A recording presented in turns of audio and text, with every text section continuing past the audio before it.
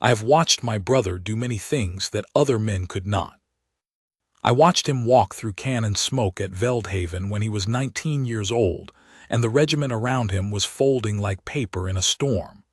I watched him sit beside our mother's bed for 6 days without sleep, not weeping, not speaking, only present, because he believed that the dying deserve a witness.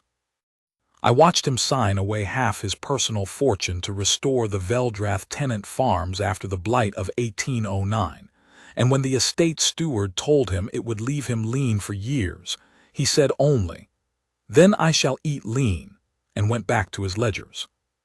My brother, Calder Ashmore, the Duke of Veldrath, has never been a man you describe easily. Feared is the word most people reach for.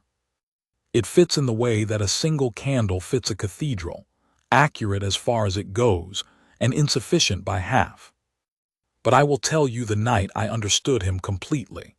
The night something in him, something I had been trying to name for 31 years, finally came clear.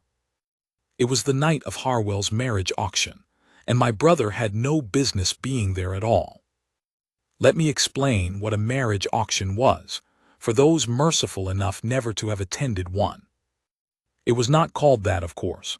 Society, being society, dressed it in nicer clothes.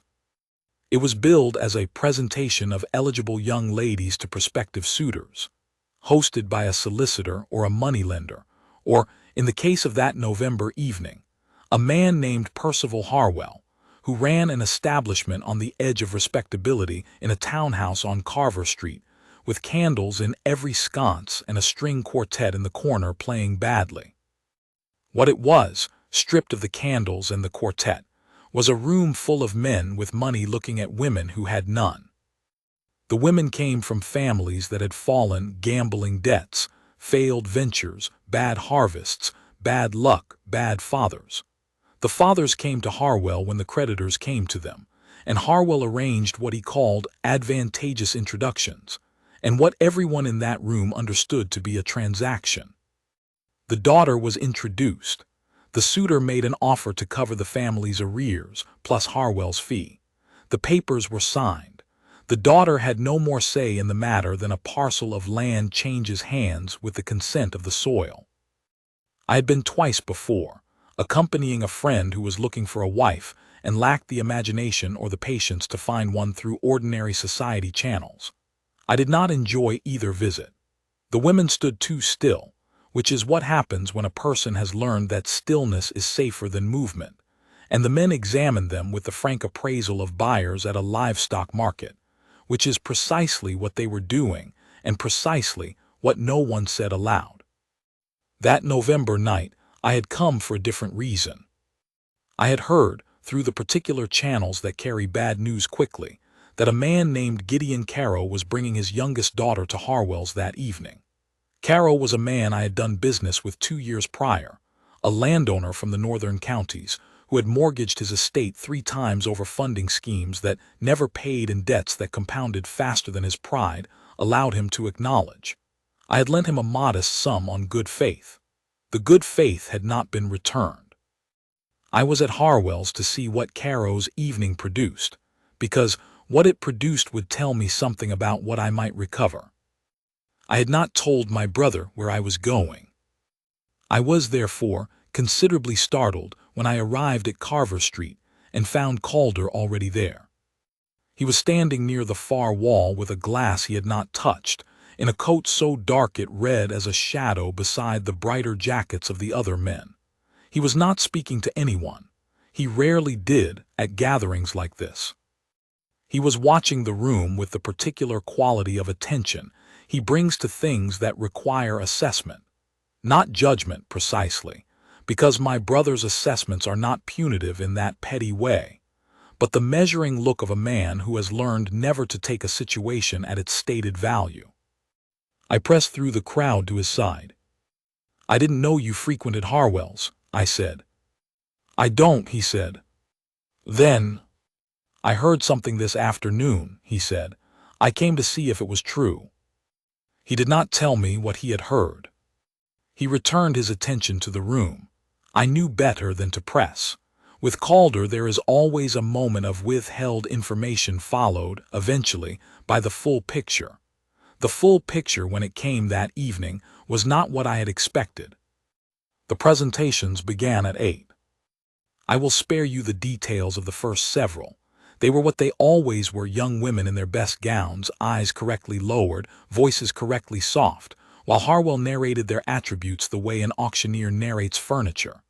Miss Alderton, 22 years, accomplished in French and watercolors, requires a settlement of 1,200.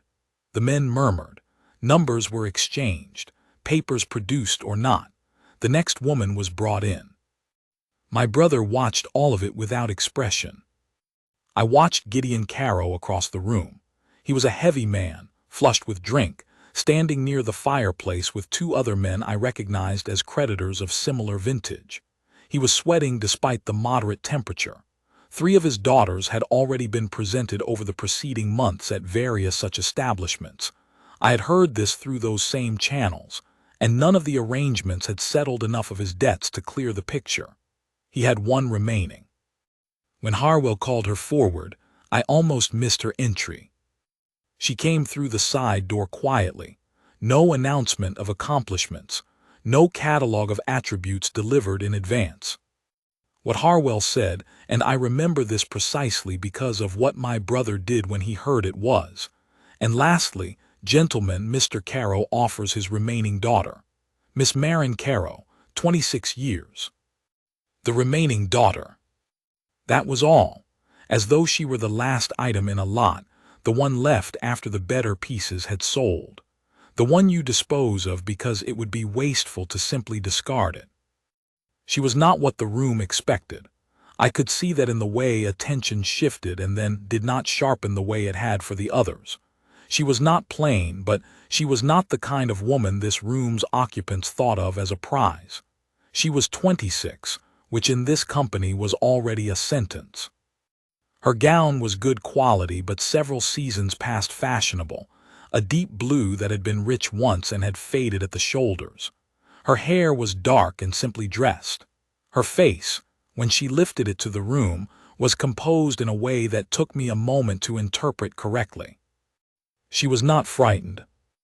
That was what I could not place at first, because all the others had been frightened, in varying degrees of visible and suppressed, but frightened all the same. This one was not. Her eyes moved across the assembled men with an expression I eventually identified as clear, hard-won understanding. She knew exactly what this room was.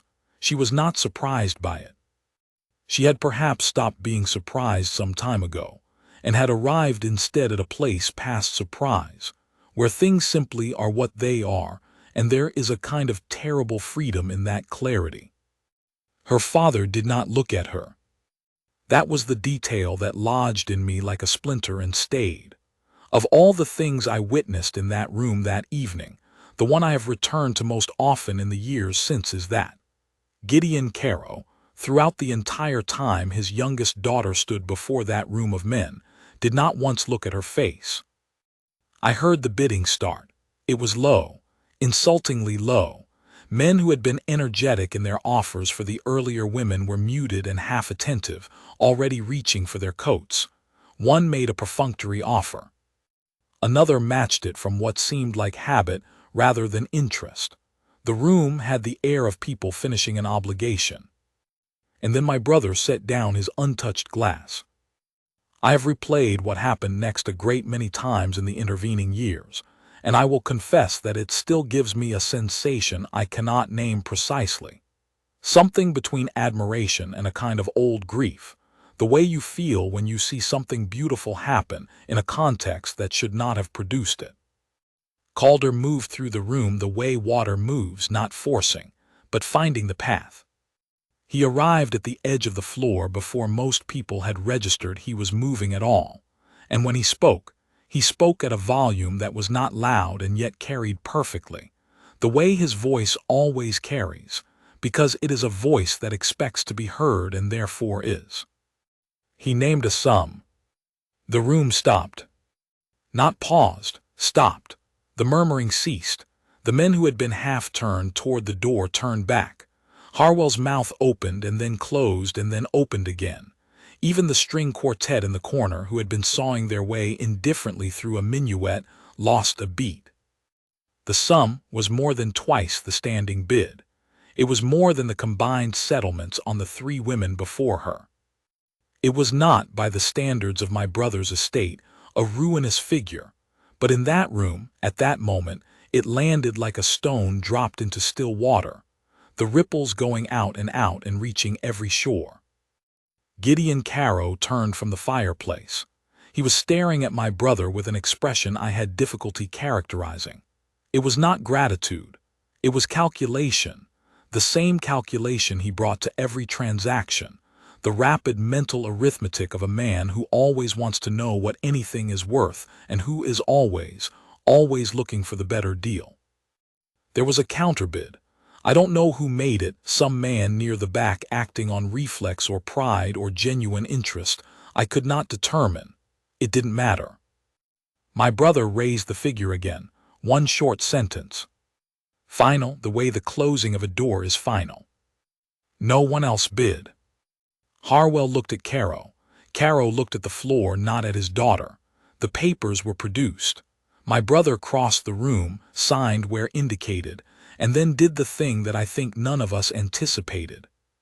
He walked to where Marin Carrow stood, still composed, still, though I thought I could see something moving behind those steady eyes, something held very carefully in check, and he said to her, in a voice pitched low enough that only she and I and perhaps 2 people nearby could hear, "I am Calder Ashmore, the Duke of Veldrath. I have a carriage outside. You do not have to remain in this room." He did not take her arm. He did not presume. He simply turned and walked toward the door, leaving the space beside him open. She looked at him for a moment, 1 beat, 2. Then she picked up her small bag from the chair beside her and she walked out with him. I collected my hat and followed at what I judged to be a respectful distance. In the carriage, my brother was quiet.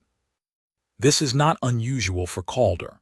He is a man who finds silence comfortable in a way that most people find unnerving, because most people understand silence as the absence of words and cannot conceive that it might be the presence of thought. He looked out the window at the November streets, the lamplit fog, the late pedestrians, the horse's breath clouding in the cold, and he said nothing. Marin Carrow sat across from him and also said nothing. I sat beside my brother and said nothing, because I had learned long ago that when Calder has chosen silence, there is no profit in disturbing it. What I did was watch. I watched my brother's face reflected dimly in the carriage window, and I watched the woman across from him, and I tried to understand what I was seeing. She was not, and this is important, performing composure. I have seen women perform composure in difficult situations. It has a particular texture, the jaw held too deliberately, the hands arranged rather than merely placed, the eyes fixed on a neutral point with the determined blankness of someone who is actively not looking at something frightening. That is performed composure, and it is its own kind of courage, and I do not diminish it. This was different. This was composure that had been worn in, the way a good coat wears in, shaped to the person, present at the seams rather than applied over the surface. She was not working to appear calm. She simply was, in the way that people are who have been required to find their own footing so many times that they no longer notice the finding. After some time, she said, "You haven't told me where we are going." My brother turned from the window. "Veldrath House," he said, "on Hadley Square, unless you have somewhere else you would prefer to go."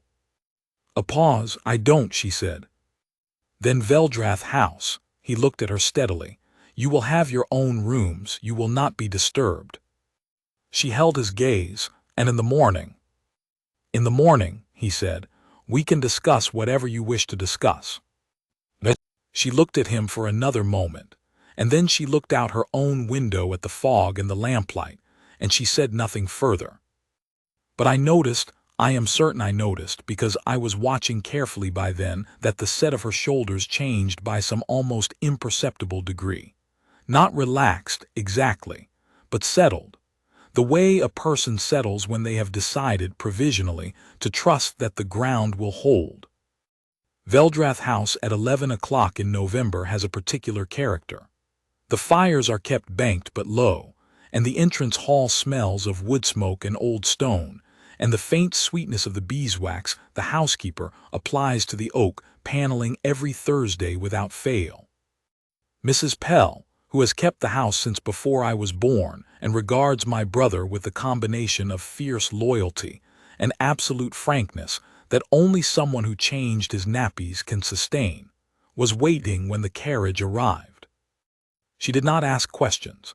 She took one look at the situation, my brother, myself, and a young woman in a faded blue gown carrying a small bag, and said, "The east bedroom is made up. I'll have the fire seen to and a tray sent."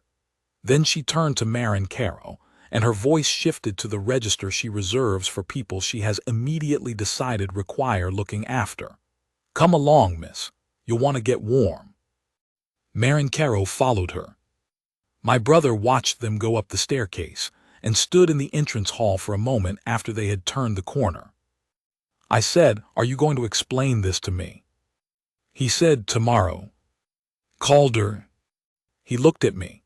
There was something in his face, not quite what I would call raw, because my brother's face does not easily run to raw. It is too disciplined for that, but something close to it.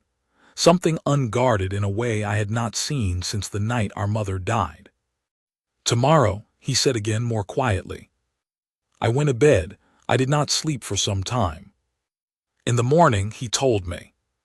We were in the library at 7 o'clock, the only two people in the house reliably awake at that hour, with coffee and the particular gray November light that comes through east-facing windows and makes everything look like a thing remembered rather than a thing happening now. What he told me had to do with 2 years prior, a road in the northern counties, and a stopped carriage. He had been traveling, he said, an ordinary journey, returning from an inspection of the Veldrath northern properties, alone in the carriage without me, which was his habit when he wanted to think. The road had been bad after a week of rain, and one of the wheel pins had sheared on a rutted section in the early evening. He'd been miles from any town. The coachman was assessing the damage when a farm cart had come by from the other direction, driven by a girl in a plain coat with mud on her boots who had stopped without being asked and climbed down from the cart, and held the lantern, and handed up tools, and made the conversation light while they waited for the pin to be replaced with the spare. She hadn't known who he was. He'd been traveling without his crests, and she hadn't seemed to particularly care. She'd stayed because it was sensible to stay, she said, because it was dark and the road was bad and another pair of hands was useful. When the repair was done, she climbed back onto her cart, refused the coin the coachman offered, and drove away. He had not known her name. He had not seen her again until the previous evening in Harwell's rooms. "You recognized her," I said, "after 2 years." "Yes." "From a roadside in the dark." "Yes." I looked at him for a moment. "And you went to Harwell's because—" "Because I heard her name in connection with that place," he said, "and I had questions about how the daughter of a man like Caro, who owned 3 mortgaged estates, had been driving a farm cart alone in the northern counties at dusk in October 2 years ago. And I thought that, whatever the answer was, the place she deserved to end up was not one of Harwell's arrangements." He said it the way he says most things, flatly, precisely, as though the logic were self-evident. But I had heard enough of my brother's silences to know when flatness was doing the work of a great deal of suppressed something else, and I heard it then. "Calder," I said, "you didn't go to ask questions." He looked at his coffee. "You went," I said, "because you could not go."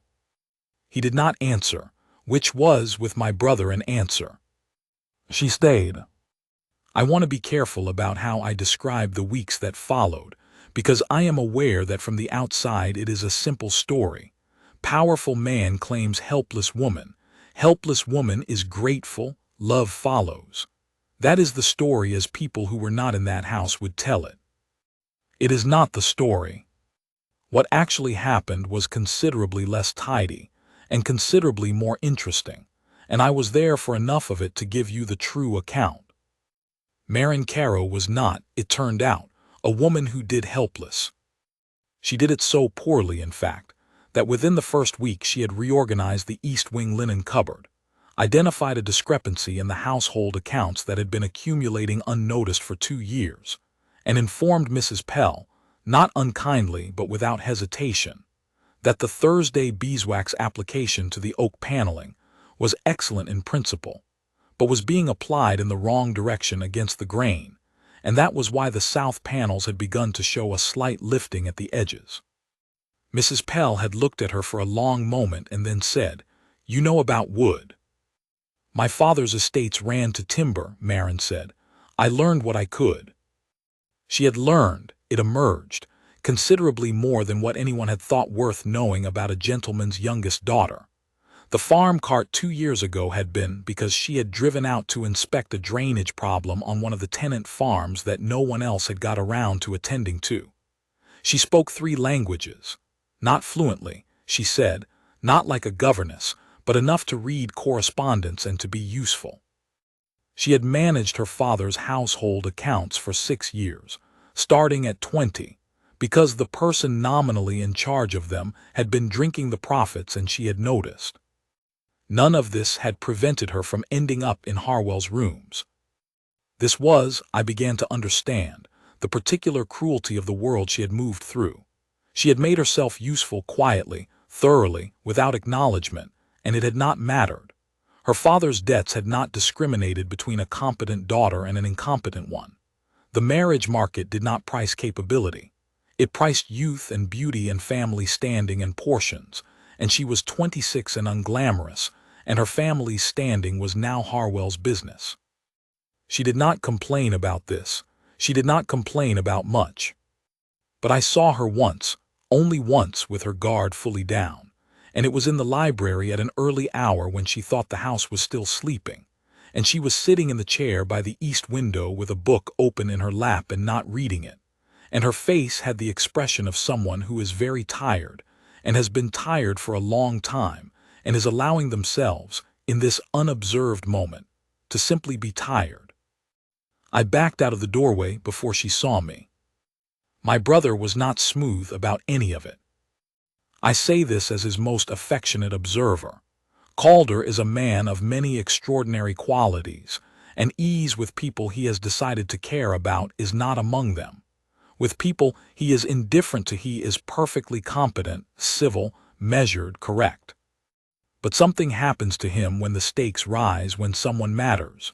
He becomes either very still, like a person trying not to startle something, or very abrupt, as though he is overcorrecting for the stillness. Often both, in rapid succession, which is somewhat painful to witness. In the first week, he managed to both arrange for the finest dressmaker in the city to attend at Veldrath house with fabrics and patterns, without asking whether she wanted this, which she bore with patience, but a certain set of the jaw that I recognized as suppressed opinion, and to then spend the following 3 days so conspicuously absent from any room she occupied that the footman Thomas began to look concerned. On the 4th day, I found him in the stable yard at 6:30 in the morning, brushing his horse with unnecessary vigor. She told the dressmaker to please focus on practical garments rather than ball gowns, I said. He said nothing. She also told Mrs. Pell that the east bedroom was very fine, but she wondered if she might be of any use in the household, because she was not accustomed to being idle, and that she hoped this was not an impertinence. Still nothing. Mrs. Pell, I said, has apparently told her that she may assist with the household correspondence if she likes, and by all accounts they spent yesterday afternoon working together with considerable efficiency and mutual satisfaction. My brother stopped brushing the horse. He was quiet for a moment. She told the dressmaker practical garments, he said. She did. Something passed across his face that I did not know quite how to read. She was wearing a gown 3 seasons old at Harwell's, he said, not because she had no better, because she had given the better ones to her sisters. I stared at him. How do you know that? I asked Mrs. Pell to ask the maid who unpacked her bag. Calder, that is not. I stopped. You asked Mrs. Pell to inquire through the maid about the contents of her luggage. I wanted to understand the situation. The situation, I said. Yes, I see. I leaned against the stable door. And what is the situation? He turned back to the horse. She gave them her gowns, he said, and she didn't say anything about it. I thought about that for a moment. That seems consistent with what I've observed about her general character.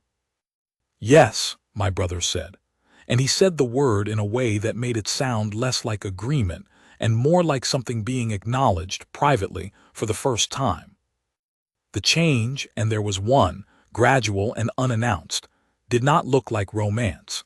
It did not look like the kind of thing you see performed in drawing rooms, with significant glances and artful blushes and conversations engineered to land on the same point from opposite directions. It looked mostly like two people discovering that they were not surprised by each other. He began appearing at breakfast. This was notable because my brother's usual habit is to take his first meal alone in the study over correspondence, emerging at a civilized hour already possessed of the day's information and requiring no further input. But beginning in the third week, he was at the table when she came down, and the conversation that resulted was not small talk, which neither of them was built for, but the kind of conversation that happens when two people who think carefully about things are allowed to simply think carefully out loud at each other. She asked him one morning about the northern tenant farms. She had heard, she said, that there had been a blight a few years back, and she was curious how he had managed the replanting. He looked at her for a moment, that assessing look, and then he answered fully, without the shorthand he uses with people he doesn't expect to follow. He talked about soil composition and crop rotation, and the specific challenges of the northern clay, and what he had learned from the tenant farmers themselves that no agrarian text had told him. She listened without the polite but uncomprehending expression most people bring to this topic, and at the end she said, "My father's north field had the same clay problem. He had the tenant drain east toward the ditch. It didn't help. The ditch was already saturated." "He should have cut north," my brother said immediately. "That's what I thought," she said, "but I was 19 and he didn't ask." A silence. Then my brother said, very evenly, "The cut north would have worked." She looked at him. "Yes," she said, "I know." And something happened in that small exchange that I don't think I can describe adequately, something in the quality of the air, if that is not too mystical a way to put it. The sense of two people recognizing, simultaneously, that they are in the presence of someone who will not condescend to them. It is a rarer experience than it should be, and it has a particular effect on people who have been condescended to all their lives. 6 weeks after that November evening at Harwell's, her father arrived at Veldrath House. I was in the entrance hall when the knock came. I cannot say I was surprised. I had known, in the way you know things you do not want to know, that Gideon Caro was not the kind of man who left money on the table when he thought he might get more. The sum my brother had paid had cleared his immediate debts and left him, by my rough calculation, marginally solvent. But Caro's needs always outpaced his resources, and a solvent Caro was merely a Caro who had identified his next deficit. He came with a man I did not recognize, a solicitor, by the look of him, carrying a document case and wearing the expression of a professional who has been instructed not to express an opinion. Caro himself was dressed better than I had seen him at Harwell's. He had taken some pains. This made him more repellent to me, not less. "I wish to see the Duke," he said to the footman, "and my daughter." The footman looked at me. I looked at the footman. "Please tell His Grace he has a caller," I said. Then I stood in the hall and did not offer Caro a chair. My brother came down within 5 minutes, which told me he had been told who was at the door. He arrived in the entrance hall wearing the particular expression I know very well, the one that has caused grown men to reconsider their life choices in real time. He did not offer his hand. "Caro," he said. "Your Grace." Caro's voice carried the false ease of a man who has decided that his position is stronger than it is. "I hope I find you well. A matter of some business has arisen that I thought it best to discuss directly."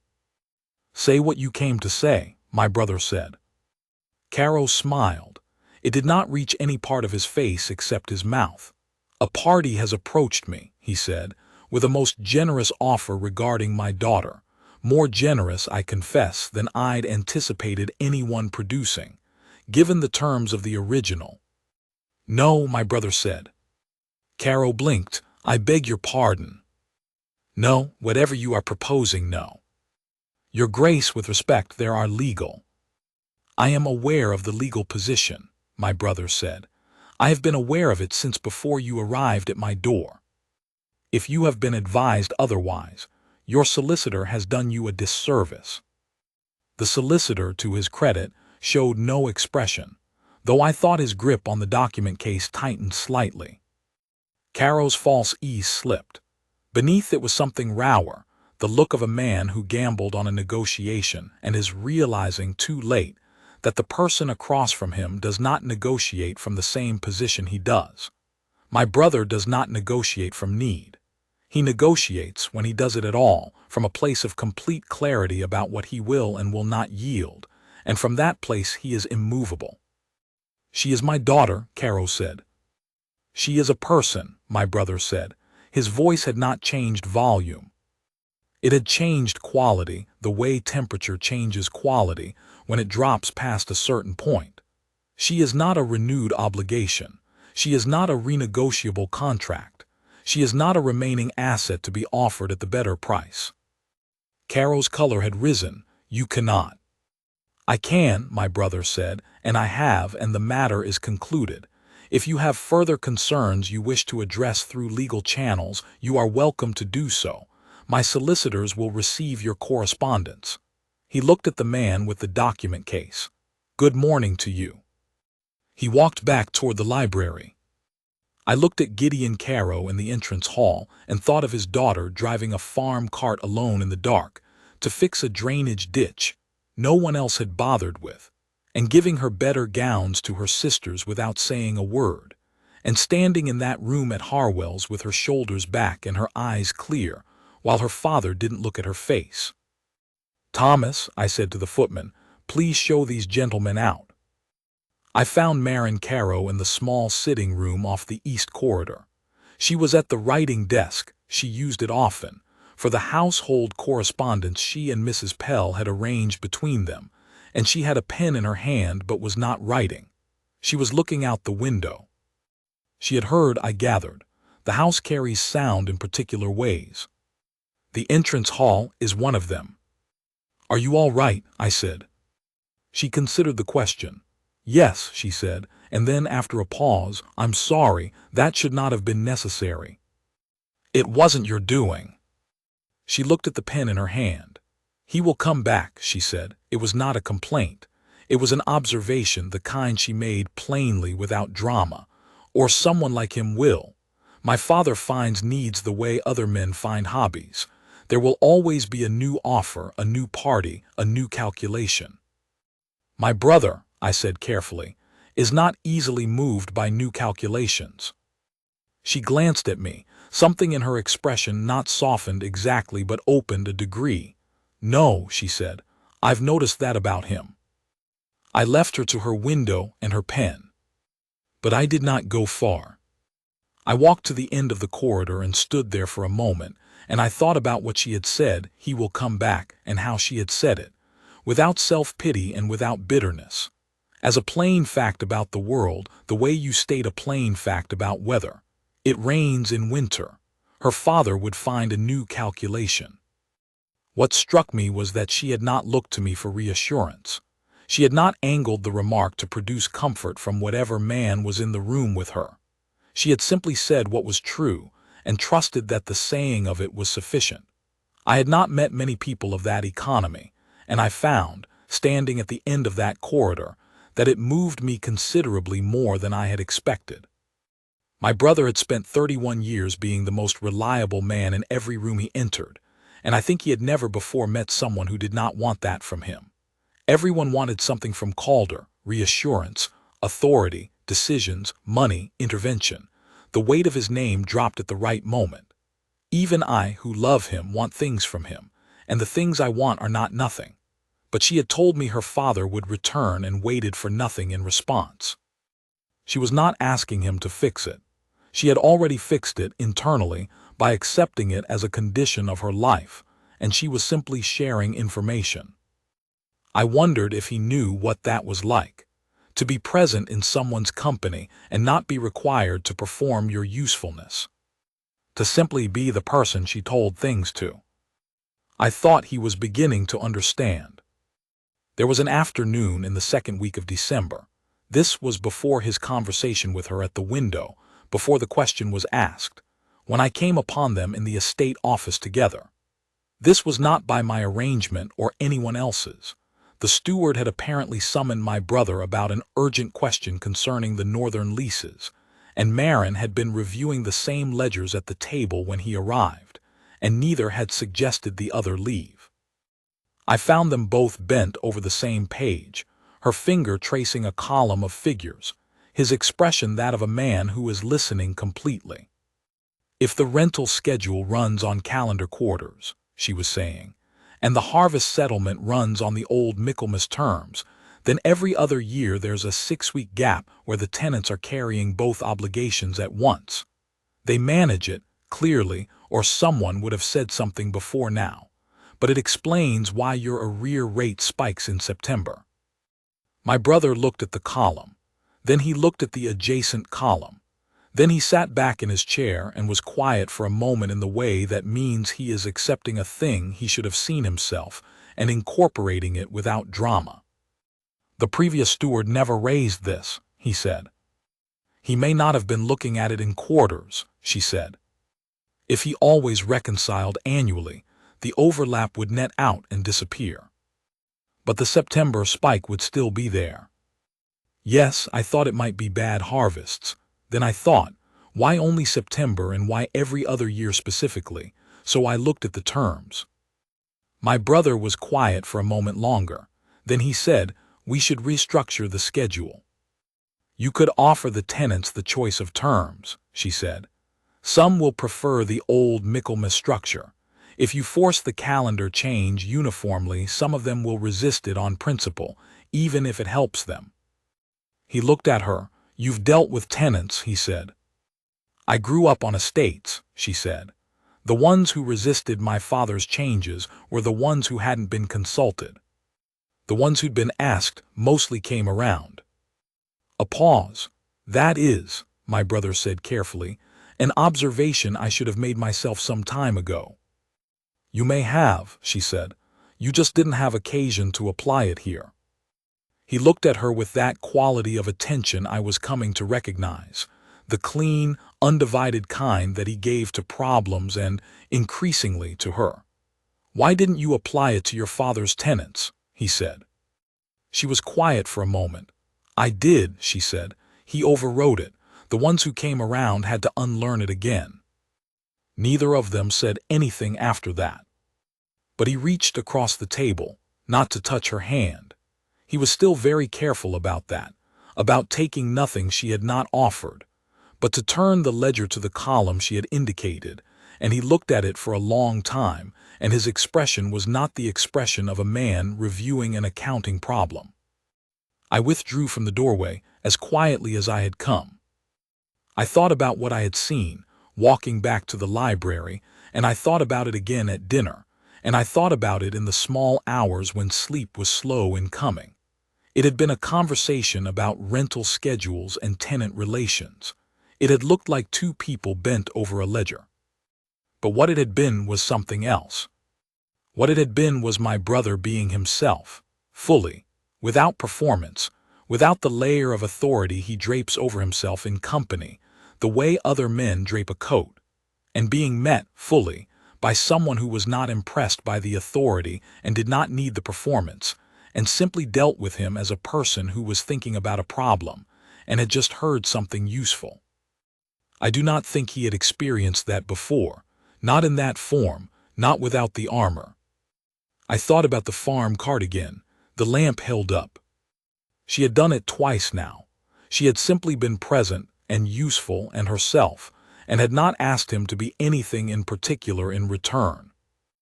I was beginning to understand why he was afraid to ask the question.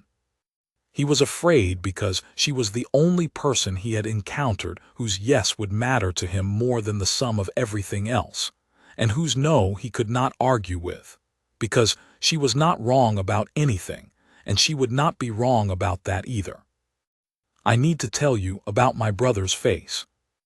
I have been describing events and not the man, which is my failing as a narrator because the man is the story. The events are just the frame. Calder Ashmore is not, I want to be precise about this, Calder Ashmore is not a warm man. I say this not as a criticism but as an accurate accounting. He was not made to be warm. He was made to be steady, which is something quite different, and for the people who understand the difference it is far more valuable. But watching him that week, after Caro's visit, in the days that followed it, I saw something that I do not have a precise word for. Not warmth, because that implies ease, and nothing about this was easy for him. Something more like attention, elevated to its most essential form. He was paying attention to her the way you pay attention to something that matters, the way you pay attention when distraction is no longer possible. I saw it at dinner when she mentioned, in passing, that her youngest sister had written to tell her the sister had become engaged, and he heard the something beneath the surface of that, the complicated feeling she was managing, and he asked one quiet question about the sister that had the effect of letting Marin speak about her without requiring her to perform happiness she did not entirely feel. He did that, asked the one question, said the one thing. He has a talent for it that he does not seem to know he has.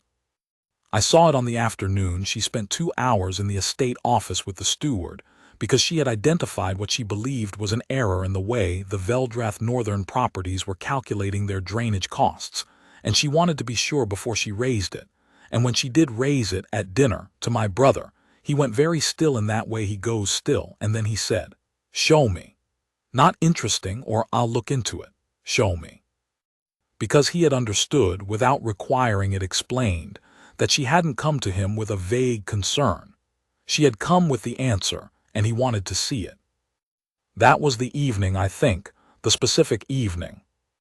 If you ask me to point to a single moment and say, "There, that is where it happened," I would say that dinner, those 2 words, that particular stillness that meant he was not only hearing her but recognizing her. But I am getting ahead of myself. 3 days after Caro's visit, I came into the library and found my brother standing at the fireplace not doing anything. This is not his habit. He is constitutionally incapable of standing somewhere doing nothing. There is always a document or a thought or a plan. He was simply standing. "She is considering leaving," he said before I could speak. I closed the door. "Did she tell you that?" "No, but she is composing a letter. I saw the desk this morning." He paused. "She has the right to. She has been here 6 weeks. "She is not. I did not bring her here to keep her." I looked at him for a long time. He kept his eyes on the fire. "Calder," I said, "do you know what I have never seen you do?" He said nothing. "Ask for anything," I said. "For yourself. As distinct from the estate, the tenants, the family, the county. For yourself." A longer silence. "I am not sure," he said slowly, "that I know how." "That seems like something worth learning," I said. I left him there, and I went to find Mrs. Pell, and I told her that if my brother happened to visit the east sitting room in the next hour, she should please ensure that the household found business elsewhere. I am not certain whether Mrs. Pell orchestrated anything. I am not in a position to say. I know only what my brother told me, and I will tell it to you as he told it. He found her at the window. He said he had come in not knowing what he would say, which was itself unprecedented. He always knows what he is going to say. It is one of his more exasperating qualities. And had stood inside the door for a moment feeling, he said, approximately like the time at Veldrath when he had looked out at the cannon smoke and understood that there was no clever solution, and the only thing left was to be simply honest about what was at stake. He told her he had heard she was writing a letter. She turned from the window. She did not pretend she didn't know what he meant. He told her that she had every right to go wherever she wished, and that he had not brought her here to make a further claim on her life. He told her that whatever she decided, he would ensure she had sufficient funds and letters of reference and any other practical support she required, because that was owed to her regardless of anything else. Then he told her that the word remaining, which her father had used at Harwell's, had stayed with him, the word that reduced her to a leftover, a last resort, the one nobody had got around to dealing with, and that it was the most precisely wrong word he had ever heard applied to a person. That in the 6 weeks she had been in his house, she had done more for the actual running of it than most people managed in 6 months, not because she felt she owed it, he thought, but because she was simply incapable of leaving things worse than she found them. That her instinct for what was needed was better than his, which was saying something he did not offer often. That she had taught his housekeeper something about wood. That she had been right about the drainage ditch when she was 19 and said nothing. He said he did not want her to leave. And then, and this is the part I can only tell you because he told me, in the library the following morning, with coffee and the gray November light, he said that he recognized he had no argument. He had purchased her evening in a room she should never have been in. He had given her a pleasant house to stay in and called it freedom, when freedom actually was the choice she was making right now at this window, independent of him and his preferences. He had no argument. He was offering her none. He was only telling her because she deserved to know it that she was not a remaining anything. She was the center. That was the word he said he finally arrived at, having turned over several others and rejected them as insufficient. The center. The thing around which the rest arranged itself, and he had only lately understood that was what had been missing. She looked at him for what he described as a very long time. Then she said, "You're not very practiced at this, are you?" He said he was not. She said, "You asked the maid about my gowns." He said he had. She said, "That was not," and then stopped, and something happened with her expression that he described to me as difficult to interpret, except that it was not displeasure. "You wanted to understand the situation," she said, which was what he had told me in the stable yard. "Yes," he said. "And now," she said, "do you understand it?" He said, "I understand enough to know that I've been afraid of asking you a question because I did not want to hear the answer that you had every right to give." She was quiet for a moment, then she said, "Ask it." He did. He asked her not will she stay, not would she be willing to remain, not the question with the property arrangement still threaded through it. He asked her if she would consider marrying him. Not because of Harwell's, not because of her father, not because of any practical arrangement, but because in 6 weeks he had found that she was the only person in his vicinity to whom he did not feel the need to explain himself, and he thought that was probably the rarest thing, and he did not want to let it go. She looked at him for another long moment. She said, "Yes. I was not in the room. I have assembled this from what my brother told me and from the particular quality of my brother's expression when he told it, which was not triumphant, because he is not a triumphant man, and not simply relieved, though there was relief in it. It was something I think I could only describe as unlocked. The way something looks when it has been under considerable pressure for a long time, and the pressure has simply, finally, let go. He came to find me in the library the next morning, as I said, with coffee. He sat down. He told me the whole of it carefully in order. When he was finished, I said, 6 weeks. Yes, he said. And the 2 years before that, from a road in the north. He was quiet for a moment. She didn't know me then, he said. She only saw a man with a broken carriage. That is, I said, an interesting place to start loving someone. He looked at me. I didn't say that. You didn't need to, I said. He returned to his coffee. I looked at him and thought about Veldhaven and our mother's bed and the tenant farms, and all the things I had watched him do that other men could not. And I thought about a girl in a farm cart in the northern dark, stopping to hold a lamp for a stranger, because it was the sensible thing to do, and someone needed to. I thought about the word remaining, and everything it had tried to make her.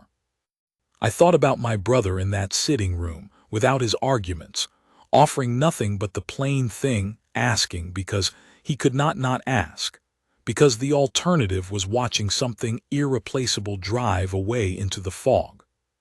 He has commanded armies. He has sat through parliamentary proceedings that would defeat a less disciplined man. He has managed grief that would have broken someone built more loosely. He has done all the things the world asked of him, and most of the things it didn't.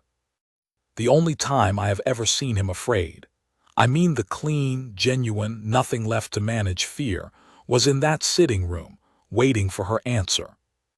And she said yes.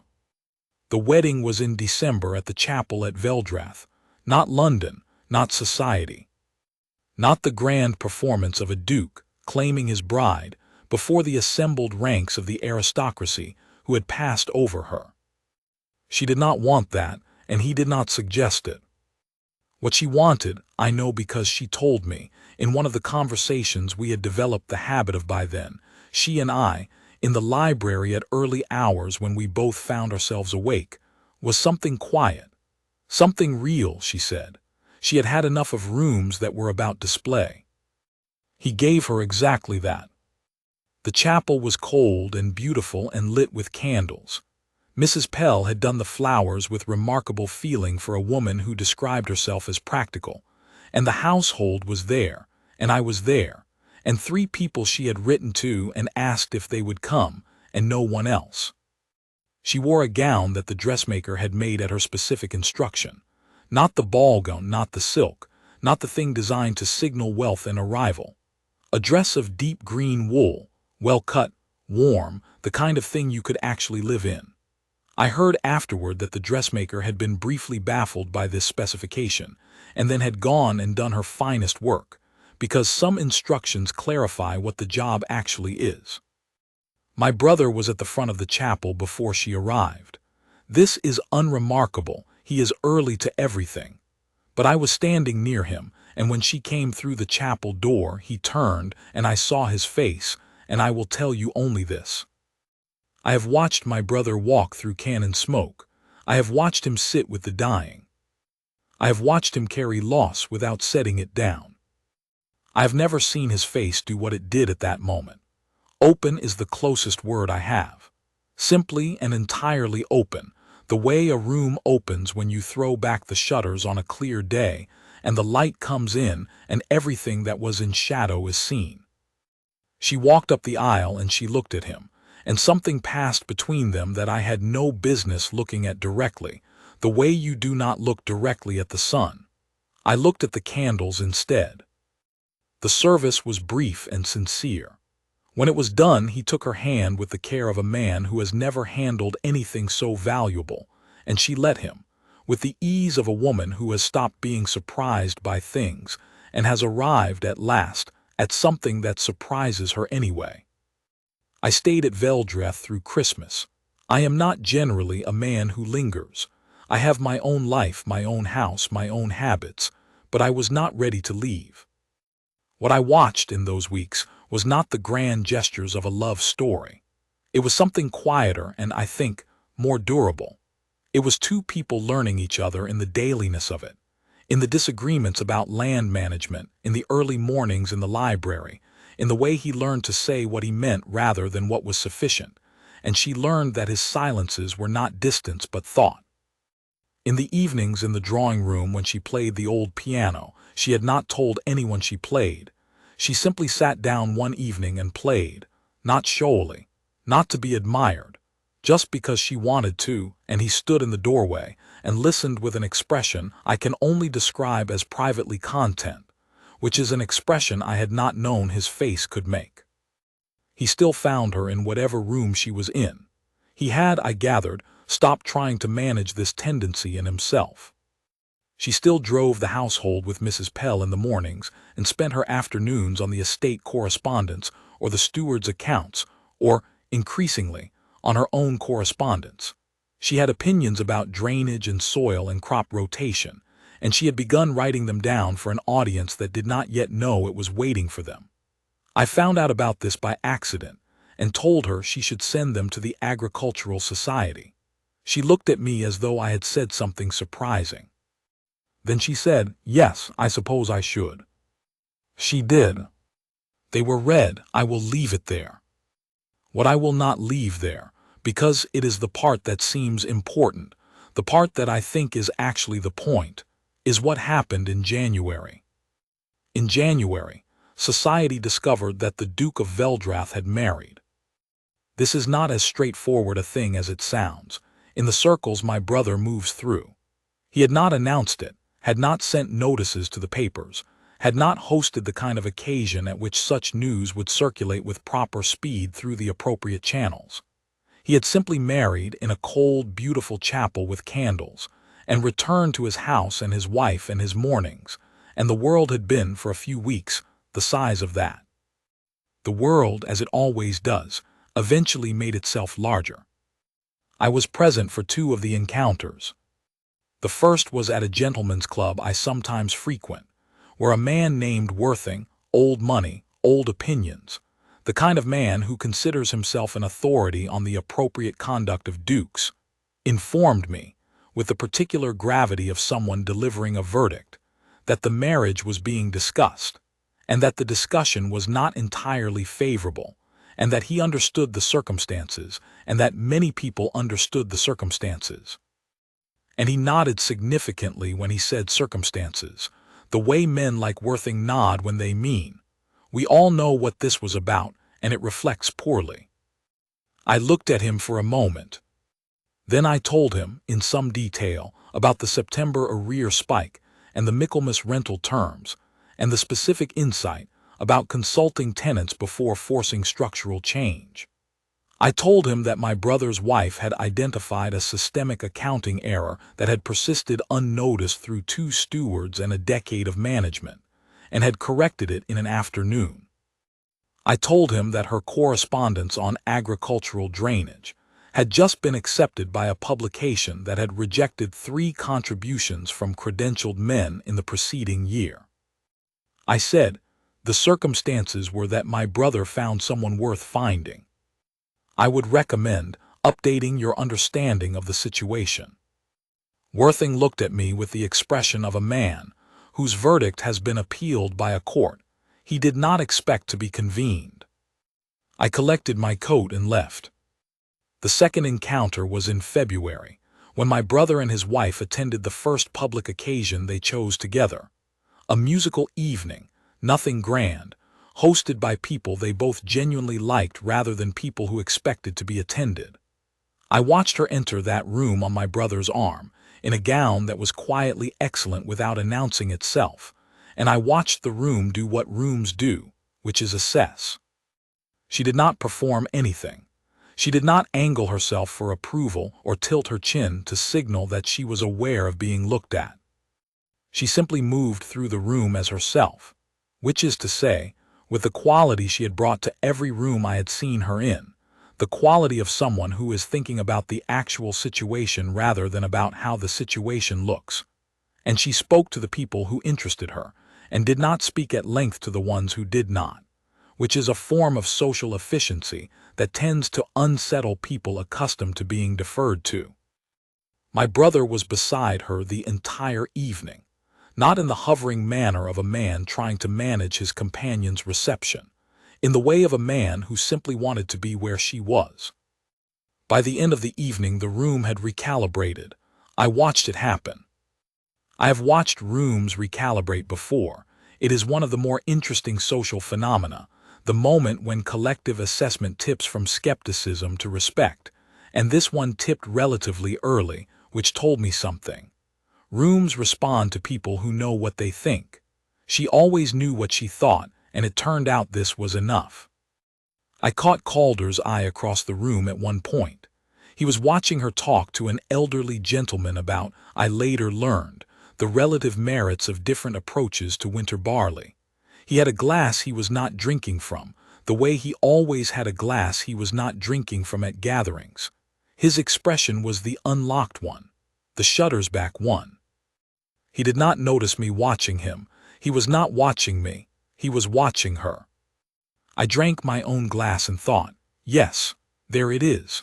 There it has always been since a dark road and a lamp held up in the cold. Some loves are loud and declarative and require a stage. They are not lesser for that. But some, the rarer ones, are like water finding its level. Quiet, persistent, certain of where they are going. They are not less powerful. They are the opposite. They are the kind that holds.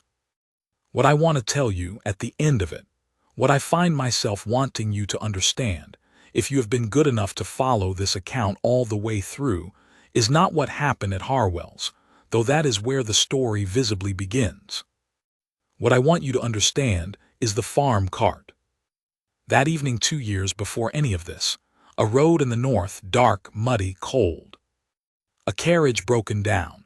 A girl in a plain coat pulling up her cart and climbing down because there was work that needed doing and she was there to do it, and it did not occur to her to behave otherwise. No audience, no reward, no one whose good opinion she was trying to earn. Just the lantern held up, the tools handed up, the company kept until the thing was repaired. Then she drove on. My brother told me, in the library that December morning, that he had been the most feared man in 3 counties by then, and no one had treated him like that in years. Like a person in a situation who needed a hand. She had done it without knowing who he was. He had not forgotten it for 2 years. That is not nothing. That is, in fact, everything. The whole of it was already there in that dark road, in the plain coat, in the tool handed up without ceremony. The rest, Harwell's, the blue gown, the carriage, the 6 weeks, the chapel in December, the rest was just the world, fumbling and slow, catching up to what was already true. She was never a remaining anything. She was the one who held up the lamp. And my brother, who has walked through cannon smoke, who has sat with the dying, who has carried more than most men are given to carry, my brother saw it the moment the light fell on her face. He has spent every day since then proving he was right. I have no doubt that he will spend the rest of his life doing the same. Some things, when they are true, stay true. She is one of them. And he, difficult, disciplined, afraid only once, and of the right thing he is another. I was there, I saw it. I have given you the whole of it as faithfully as I am able. The rest belongs to them,